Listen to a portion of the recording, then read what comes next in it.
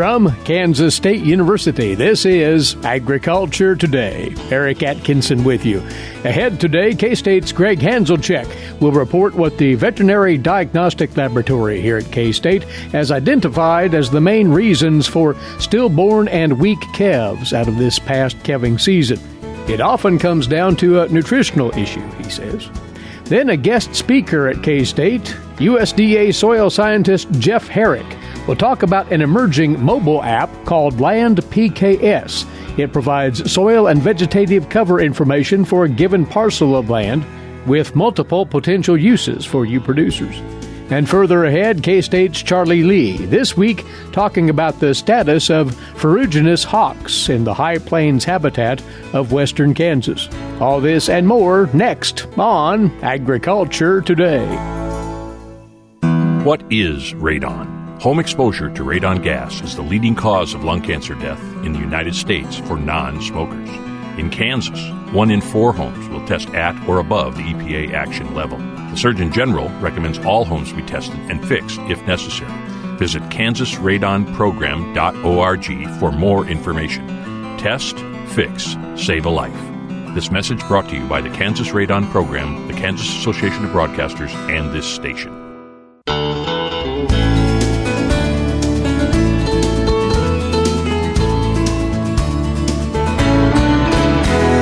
You're tuned into Agriculture Today, and because it's been such a serious situation this calving season 2019, we're going to provide another roundup on those calving challenges and some things that have been learned from the adversity that occurred for way too many herds here in Kansas this past calving season. So says our guest.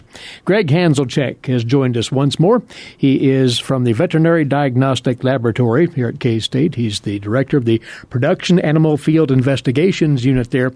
That means he's been out on the road along with colleagues examining, diagnosing, and pondering what's been going on with these calf losses and associated issues. And you think this has been an unprecedented year in that respect, Gregg? It has. And, cow-calf producers and people that work in the cow-calf industry know it's always been it's a tough industry. It is. But this year, thinking back to years in practice and years in the diagnostic lab, I have never heard or dealt with as many problems, not just in Kansas, but in the Midwest as far as calving issues that are occurring in spring calving herds this year.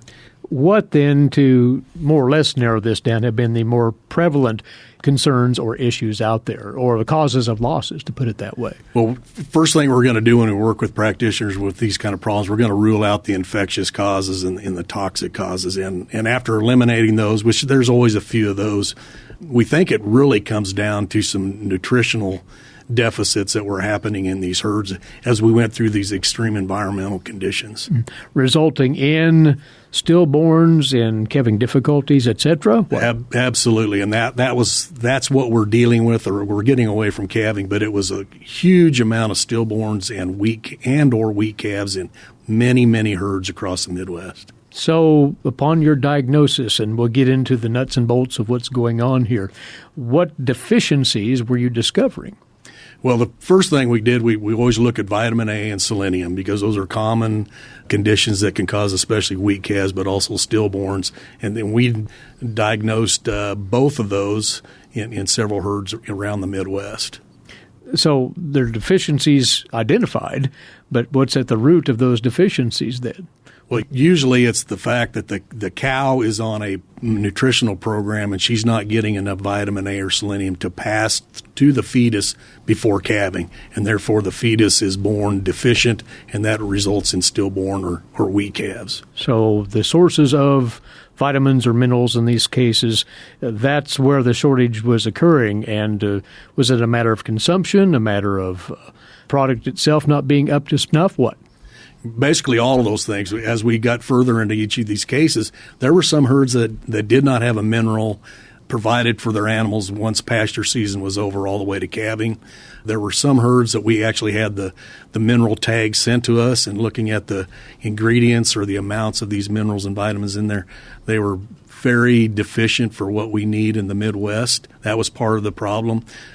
as far as the vitamin A, it's kind of an interesting thing is that there were herds that were on very, very good, what we call good quality mineral programs with high levels of vitamin A that were still vitamin A deficient. And we really don't understand that. There's a couple explanations. One is as we store these trace mineral vitamin products in the bag, the vitamin A oxidizes through time. So in about 6 months, we're only going to have about half as much vitamin A in that bag as it was when the producer got it. So maybe some of these products were stored for a long period of time, but I don't think that explains it all. And talking to our toxicologists and some other people, we're wondering if the source of the vitamin A hasn't changed or the viability of the vitamin A hasn't changed, so these animals aren't absorbing it the way that they did in the past, and therefore they can't pass it to the calf. So if it's that latter case, that bears more exploration. It does, and that's something that we're going to try to figure out as we move forward. But as you said earlier, in some cases it was simply inadequate vitamins or minerals provided to the animal, if at all, and that's a managerial question. Absolutely. There wasn't any mineral out. There were other ones that, a mineral is not a mineral. There's a lot of science behind what provides a good mineral vitamin pack for producers, and not every mineral is what it should be. Duly noted. There were other deficiencies that were detected or suspected, you say as well, Gregg, on the protein and energy sides? Yes, so there's a really good definitive diagnostic test for vitamin A and selenium to diagnose the other things that we looked at nutritionally, which were protein deficiency, energy deficiency, or both. It's a little harder to diagnose, and basically what you do is you look at the diet, and then you formulate the diet and you look at the requirements according to the model and say whether it's sufficient or not. So by way of examples that you encountered out there while you were in the field, what degrees of deficiencies or reasons for deficiencies were you uncovering there? Well, there were quite a few herds that had either protein or energy or both. The requirements were 25% less. They were providing 25% less to those cows that were getting close to calf than what the model said, and we're talking about ration models, than what was actually needed by that cow in the last trimester of pregnancy. That's enough of a percentage deficiency to cause setbacks then, apparently. Absolutely, and that passes to the calf. The calf's going to be deficient also. The cow is going to take care of herself first, and so those calves are going to be protein and energy deficient when they're born, and that helps explain what we saw this year.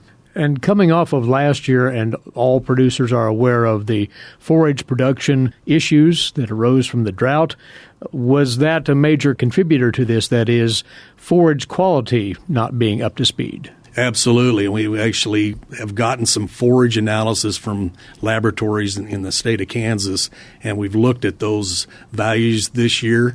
And last year's hay production, especially grass hays, the quality was very, very much lower than it has been in the past.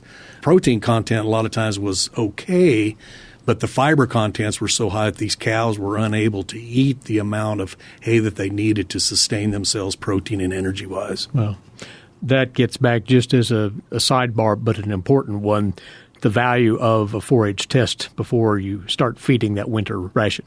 Absolutely. We had several herds that did have formulated rations, which is what producers should do. It's helpful, but they were using book values. They did not test their hays. And what we did is we went out there and tested the hays and then reevaluated the ration. And a lot of those rations, they look good if using book values, but when you put the actual values of the hay in there, they were deficient in energy and protein. So these nutritional deficiencies led to stillborns, led to weak calves, and in the latter case, one of the things that you're most concerned about now, Gregg, is that there will be residual effects of all of this on those calves right through to weaning time, and producers need to stay on top of that, you say. Absolutely, and I don't know if it's true, but talking to other practitioners in the field, a lot of us are like-minded, thinking that if we had protein and energy deficient cows and heifers, their colostrum quality and quantity was probably not what it should have been.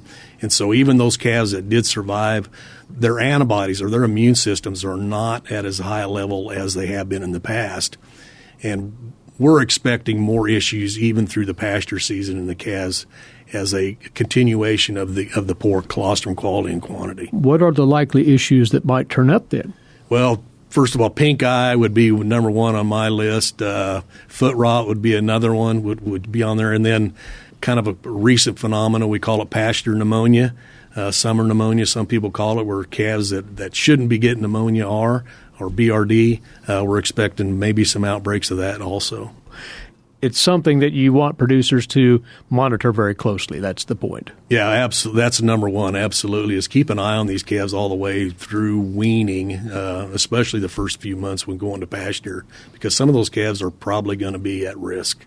And part of that, you want to get this across, you say, Gregg, is it would be worth a producer's while to consult their veterinarian before grass turnout, before letting those calves loose, to map out a contingency plan in the event of those kinds of problems turning up. Absolutely. There's not much we can do for those calves at this point in time other than making sure that the vaccination program is top-notch, so that it's going to protect those calves, and maybe a vaccination program that's a little higher level than what we've had to deal with in the past because we don't have the protection from those colostrum antibodies. Well, pulling it all together, Gregg, the take-home lessons from these episodes this past calving season, what do you want producers to keep firmly in mind as we look ahead even to this coming fall and winter? Well, we're all about prevention, so number one, at least for us, is don't cut corners on a mineral. Use a high-quality mineral. Make sure that it's out during the pasture season, but especially after pasture when we're feeding these cows and heifers, make sure we're using a good high-quality mineral. Make sure that they're consuming their 2 to 4 ounces a day, which they should be doing, and then test their forages before they get into the winter season and have a ration that's formulated by somebody that understands nutrition. It'll prevent a lot of problems. Good tips all. Gregg, thanks for coming over. Good to have you by. My pleasure. Gregg Hanzlicek, our guest. He is the director of the Production Animal Field Investigations Unit with the Veterinary Diagnostic Laboratory here at Kansas State University. Going back over some of the calving problems that turned up way too frequently around the state of Kansas and the nutritional factors that may well have contributed mightily to those problems, things that you producers need to have well in mind as part of your improved management moving forward. You're listening to Agriculture Today. Agricultural producers, landowners, and creditors, you have a partner in your legal and financial needs. Kansas Agricultural Mediation Services offers reliable, trusted information and guidance. Whether you need advice for ag credit concerns or are transitioning your operation to the next owner, Kansas Agricultural Mediation Services can assist you in making sound decisions for your business. To learn more, call 800-321-3276 or visit us online.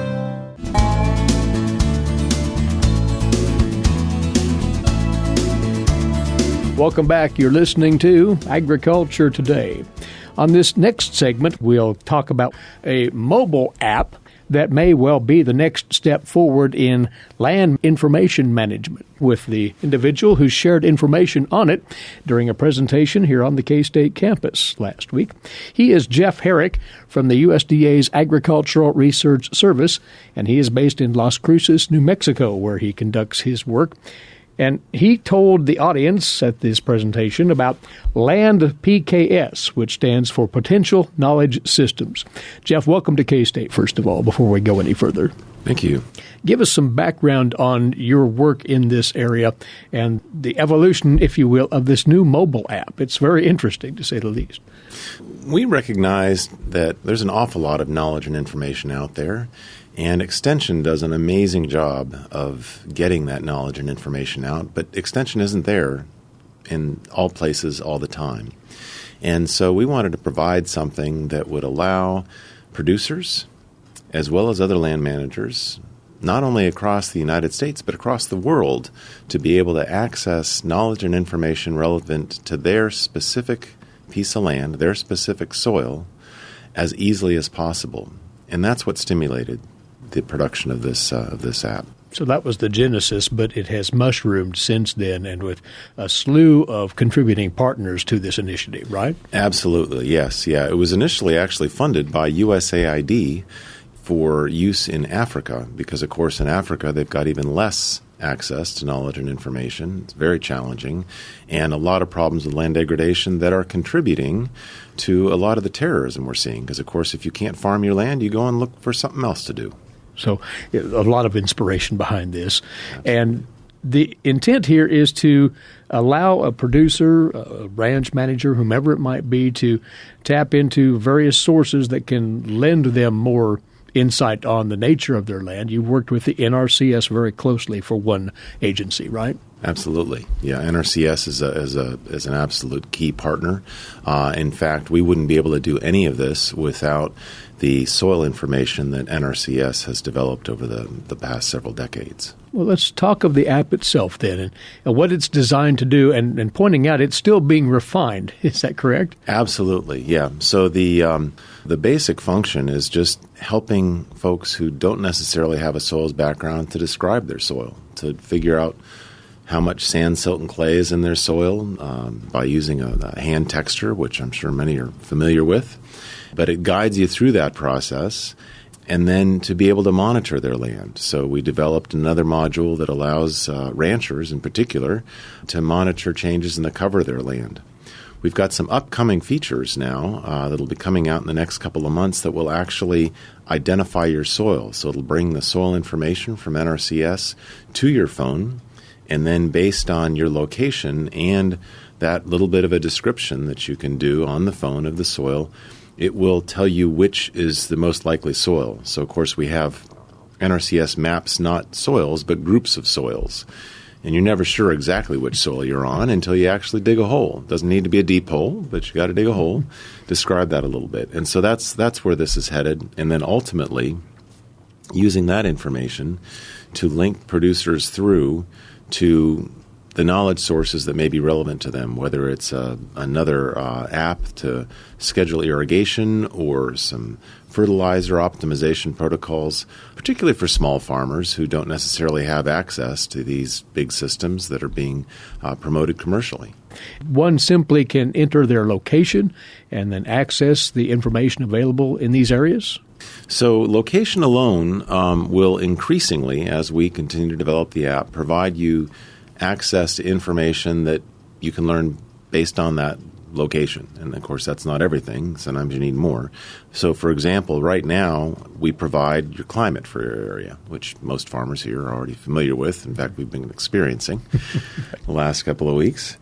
As I said, in the next iteration of this, we will have access to the soils that have been mapped in your area and the information about those soils and those kinds of information that are just based on location. And then you just refine that based on what you provide to the app. And what one can provide to the app is really at the discretion of that individual, and Absolutely. They can go as far as they want or as minimal as they want, depending on their needs. Yeah, exactly. It really it is quite flexible, and we'll be redesigning it. We've had some great feedback from actually some farmers, ranchers, and extension here in the Midwest in the last couple of weeks that we're going to completely redesign this app and make it even easier to use. One of the more interesting features, and you listed several there, the ability to calculate soil water storage capacity, the infiltration rate in times of drought.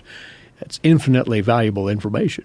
Absolutely. In fact, the calculation that's automatically done on the phone of the infiltration rate and the water holding capacity, that can be used as the primary information you need to design an irrigation system, both the density of your emitters, the frequency of irrigation, depending on the crop. It's not going to tell you what that density and frequency is, but it's going to give you the information you need to do that. Similarly, that's pretty much the only piece of information you need to design a septic field. So if you're putting in a septic system, you don't need to necessarily hire somebody. You can collect this information, and if you Google online for septic system design, you'll find that that's the one piece of information they ask for is your texture. So all manner of soil and land management purposes could be assisted with this particular app. And it is going to be simplistic by the same token. You said in your presentation, as you and others designed this, you were striving for that. Absolutely. No, we believe this is essential. I happen to be a scientist. I also have a couple acres of irrigated pecans in southern New Mexico. As having a more than full-time job, I really don't have time to keep any records at all, and I'm embarrassed to admit that, but it's true. And so I need something that's simple, that's fast, that I can use, and that anyone, anywhere in the world, regardless of their education, maybe they had a degree in English literature and suddenly come upon 5 acres of land in the Flint Hills of Kansas. Right. Well, where do you start? Right. This app is out there now. There are participants as we speak, right? Absolutely, yeah. We've been seeing exponential growth in use of the app right now because it is primarily a data collection tool. We're seeing more people using it for inventorying their land, describing their land, and then monitoring their land. There are a lot of people using it for rangeland monitoring. I would note that there's been a lot of interest from the National Grazing Lands Consortium at GLC, Public Lands Council, in getting this out there for their membership in the future. Its primary limitation right now for some folks is that there is not a way to protect the privacy of your data, and we will be adding that.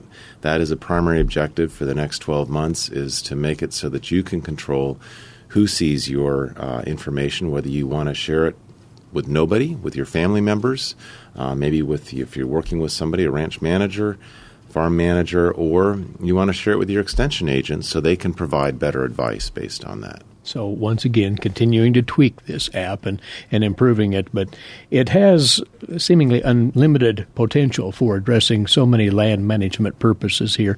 And there is a website that folks can go to and at least explore it, if nothing else, right? There is, landpotential.org. Just the way it's spelled, LAND, potential.org. You will note, again, since this was started actually with our foreign assistance funding in Africa, that it's largely international focused right now. We're, again, gradually rebuilding that and make sure that folks in the U.S. can find the information they want, can find themselves on that website. But all the information there, one of the amazing things is that, land is the same here as it is in South America, as it is in Europe. And as managers of that land, we need access to the same kind of information and tools. Well, Jeff, you and others have devoted considerable investment in your time and knowledge in creating this app. And in closing, you see this as something that really has few limits in terms of what it can provide to individual landowners. I think in the future, yes, it will increasingly provide a lot of their needs. Of course, you're always going to need to take that last step in terms of making those decisions, accessing some specific information. For example, we're trying to keep it simple. So we're not going to get down to the level of defining exactly what seeding rate and depth you would want for a particular seed in a particular soil. What we're going to say is, yeah, this is a sandy soil. You're going to need to plant a little deeper. That kind of information will start to add here. Well, its promise is quite exciting. It is called LandPKS. The PKS stands for Potential Knowledge System. It is a mobile app. It's available now. Jeff, good to have you by, and congratulations on the accomplishment so far. The best of luck with continuing to upgrade it. Thanks very much. He is with the USDA's Agricultural Research Service, and he's a soil scientist with the ARS out of Las Cruces, New Mexico, Jeff Herrick. He came to the K-State campus to tell of the LandPKS mobile app, where it stands, where it's headed, and moreover, how individual landowners and managers can make use of it. Find out more about it at landpotential.org. And while there, you can sign up, in fact, for periodic updates, including information on the new features that are coming along. You can add your email to the mailing list there at the website, landpotential, all one word, .org. Agriculture Today will be back in a few moments with more on this, the K-State Radio Network. Hamburgers, roast, ribs, steak, or whatever you prefer. Beef, it's what's for dinner. Kansas cattle farmers produce 7.5 million head of cattle per year. It takes about 7 tablespoons of peanut butter to get the same amount of protein in 1 serving of lean beef. Support your local Kansas farmers and ranchers. Eat beef. This message was brought to you by the K-State Animal Sciences Leadership Academy participants.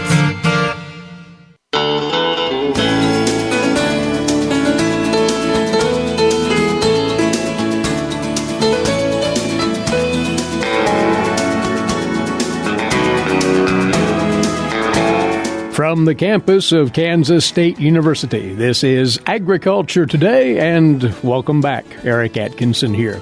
Today's agricultural news headlines for you now, courtesy in part of DTN. Starting with the USDA's weekly crop progress and condition report for Kansas. As of this past Sunday, our topsoil moisture supplies in the state at 8% surplus and 82% adequate, only 10% short to very short, and subsoil moisture 10% surplus, 86% adequate, only 4% short to very short. The condition of the Kansas winter wheat crop then at 57%, good to excellent now, 32% fair, 11% poor to very poor. Wheat jointing in the state, 44% now. That is ahead of last year at 33% at this time, but behind the 61% for the 5-year average. Corn planting in Kansas, 17% complete. That's behind the average of 24% for the date. As for the national roundup on planting progress and crop conditions, we turn now to the USDA's Stephanie Ho. Storms across the southeast and Midwest have led to significant fieldwork delays. Starting off with corn for the week ending April 21st, national progress has advanced to just 6%. That is half the 5-year average pace of 12%. That was USDA meteorologist Brad Rippey. Looking at the major Midwestern production states, Missouri leads with 16% of the intended corn acreage planted, but that is well behind the 5-year average of 33%. Most other Midwestern states have seen little or no progress. These states include Illinois, Indiana, Iowa, Ohio, and Wisconsin. We have our first look at soybean planting. That shows 1% of the intended soybean acreage planted on that date. That is behind the 5-year average of 2%. Behind last year's 2%, and we do not yet see any planting taking place in the Midwestern states. With winter wheat, the good news is the crop's condition continues to improve. We are now looking at 62% good to excellent, up 2 points from last week. Just 8% very poor to poor. That is down a point, dramatically better than the 2018 crop at this time, which was just 31% good to excellent and 37% very poor to poor. The big changes in condition week over week were largely in parts of the Great Lakes region. So Michigan, where we've been watching that crop kind of struggling coming out of dormancy, we did see a nice improvement in the overall condition. He says the news is not so good with winter wheat heading. We continue to see progress generally behind schedule owing to the cool, wet weather that we've been seeing in recent weeks. Just 9% of the winter wheat acreage has headed by April 21st. That's 1/2 the 5-year average of 18%. This is Stephanie Ho for the U.S. Department of Agriculture in Washington, D.C. And Bloomberg is reporting that Japan's Prime Minister Shinzo Abe is heading to Washington, and the U.S. agricultural industry is unusually active in pushing efforts toward more open markets with Japan. Bloomberg's report notes that the Prime Minister will be hosted by President Trump at the White House this Friday and Saturday. The president reportedly under strong pressure from the agricultural industry to reach a deal soon that will crack open Japan's market for agricultural products. Now on to this week's edition of Milk Lines with K-State dairy specialist Mike Brook. Mike? Today I want to visit with our Kansas dairy farmers concerning some production trends across the United States as well as here in Kansas and where we might be headed in terms of prices for milk for 2019. Recently, the Central Milk Marketing Administrator published some of the final numbers from 2018 in terms of milk production. Some interesting trends. We actually had a record high for the 9th consecutive year in terms of overall milk production in the United States, increase of over 1% over 2017. Kansas also sees considerable growth in milk production. We currently rank 16th in total production in the United States. This is the same ranking we had in 2017, and roughly we've been there for about the last 5 years. In terms of production increases, though, Kansas still is a leader in the nation as we rank 4th in total percent increase in milk production change in the last 5 years, 2013 versus 2018. On a per capita basis, or based on the population that we've had here in Kansas in the last 5 years, we actually rank number 3 in terms of production increase. So we continue to be a growing dairy state. In terms of milk production per cow, in 2018 we ranked 13th, which is one click better than we were in 2017 at 14th. Annual milk production across the United States per cow was 23,149 pounds. The state of Kansas in 2018, we averaged 23,321 pounds, showing that our dairy farmers continue to work on productivity per cow to try to be efficient. Now, what does this mean for us going down the road in terms of milk prices?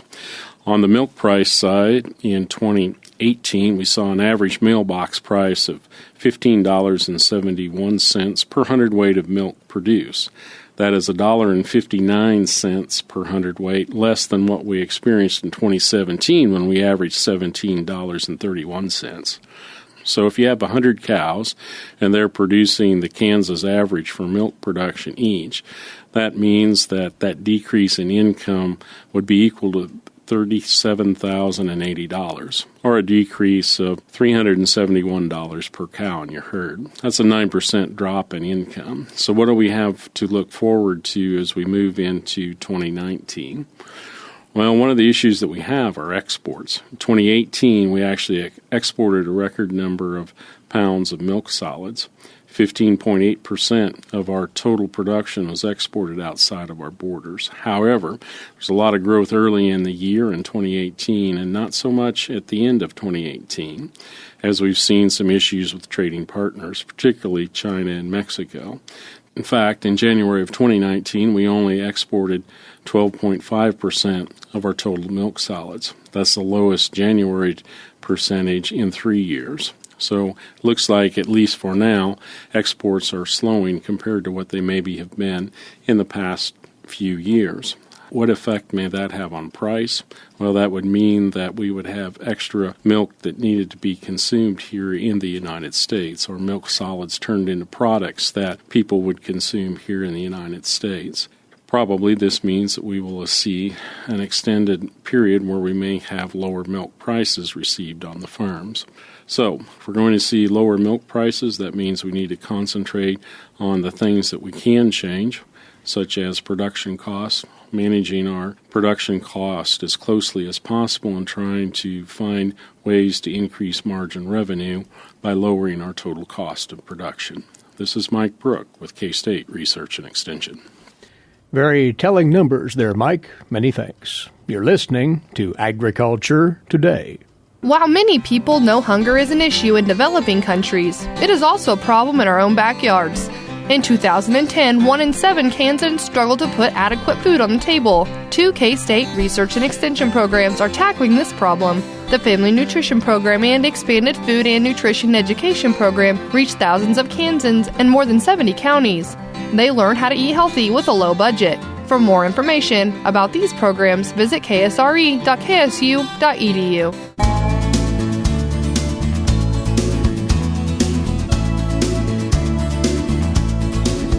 Welcome back to Agriculture Today. Next up, our weekly visit with wildlife specialist, K-State Research and Extension, Charlie Lee. Charlie, it's been some time since we've talked about a species of hawk found in parts of Kansas. They're called Ferruginous Hawks, and they do quite well in certain parts of our environment, you say. Ferruginous hawks are one of our largest hawks. They are found in the western two-thirds of the state occasionally, much more common the further west you go, found all year round in the extreme western part of the state. They breed locally, the resident in the extreme western tiers of counties, but are found more frequently from fall in September to April. There is some breeding and nesting that occurs, but their locations of where they're most normally observed are in the steeply eroded canyons, pinnacles, bluffs, buttes, if you will, along the Smoky Hill River, basically from Gove County westward. where they're fairly common and found on prairie dog colonies. They prey on prairie dogs as a primary part of their diet? Yeah, they have a limited diet of small mammals, and east of the Continental Divide, it's almost entirely ground squirrels and prairie dogs, but occasionally they'll eat other things, including amphibians, reptiles, insects, birds. They're somewhat unique in their feeding habit, as they can hunt from in the air with steep dives. They also will chase after prey, running along after prey on the ground and flapping their wings. Sometimes they'll hover or kite in place and then dive down to capture prey. And sometimes they'll make a nice strong swoop to capture prey. But when they're on the ground, their flapping behavior incites other hawks to come join, and oftentimes you'll see 5 to 10 ferruginous hawks in one area feeding on prairie dogs, kind of chase each other away. And it's kind of a feeding frenzy at that point. They seem to threaten each other by hopping and flapping their wings, and it just attracts others, including sometimes you'll get golden eagles or bald eagles to join into that feeding frenzy. And this is a fairly sizable hawk, you say, as the hawk families go. Yes, this would be our largest hawk. When we talk about size, they could be 3 pounds, maybe even up close to 4 pounds in size, relatively be a size between a crow and a goose, identified primarily by being that large. They have really large wings, large heads. The wings are a little bit more narrowed than some of the other larger hawks. They're very white on the underneath side with rusty legs that form a V when the bird is soaring. And it's that rusty upper part that gives them that name ferruginous, which means rusty. They also have a dark phase, which then the rusty or the ferruginous isn't nearly as apparent. So there are several keys to identify them, but typically it's done by size, the large head on the body. They also are one of the 2 species of hawks that are feathered all the way down to the feet. Part of what you wanted to share this week were findings of a new research report on ferruginous hawk movement. What was the intent behind this? Well, it's considered a keystone raptor in areas in the western North America. Some areas, particularly west of the Continental Divide, are experiencing some population declines. This was a study that just tried to learn a little bit more about how and when ferruginous hawks migrate. So they captured 69 adult ferruginous hawks that were both captured from east and west of the Continental Divide. They monitored them with satellite telemetry to document their migration ecology. Some of the unique things that they'd found is that during a short period of time before migration, they made 1 to 5 flights from and then back to their breeding ranges late in the nesting season. That began about 30 days prior to full-time migration. And sometimes those pre-migration flights would be 130 miles or greater. Once the migration destination and pattern was completed, they found that in most of them, over 70% of the hawks migrated to ranges in the late summer. Then they migrated back to their winter ranges in the fall, and then they migrated back to the breeding ranges in the spring. These were found in 7 different locations within the western part of the United States. Those that were found in Kansas are within the southern Great Plains or the Central Plains region, had the smallest migration movements. That's probably due to the suitability of the habitat. There is nesting locations, there's food resources that are close, but some of the birds were migrating as many as 1,700 miles. That's a pretty long period of migration that you're going to have to find a fairly large food supply because these are big birds. In areas where prairie dogs were not present, then most of the time the diet appeared to be black and white-tailed jackrabbits as well as cottontails. So you could say safely that parts of Kansas, particularly the west, the more craggy terrain we see out there, provides a stable habitat for the Ferruginous hawk? Well, I think the habitat is stable. We've discussed many times the importance of prairie dogs. Certainly when we talk about habitat, we've got to consider the food supply. Prairie dog numbers seem to be static at present, but certainly have declined over time. Currently, we would see some challenges because of wind power, perhaps oil and gas development, and even agricultural areas that are plowing up some of the food resources or removal of prairie dog colonies. So I think there are some challenges to the species. Hopefully they can continue to do as well as they are now, because it doesn't seem to be any decline here in Kansas or throughout much of the United States. But the last survey that I saw estimated more than 80,000 birds. That's a pretty fair number, a wide-scale distribution across the United States. So it would take something significant over a large scale to have a direct impact on the Ferruginous hawk population. Well, that's an update right there on the status of one of the more interesting birds of prey we find in Kansas. Again, the Ferruginous hawk. Charlie, thanks for the word. Charlie Lee, Wildlife Specialist, K-State Research and Extension. And that closes out this Tuesday edition. Again, our thanks to you for being along with us. Eric Atkinson here. This has been Agriculture Today over the K-State Radio Network.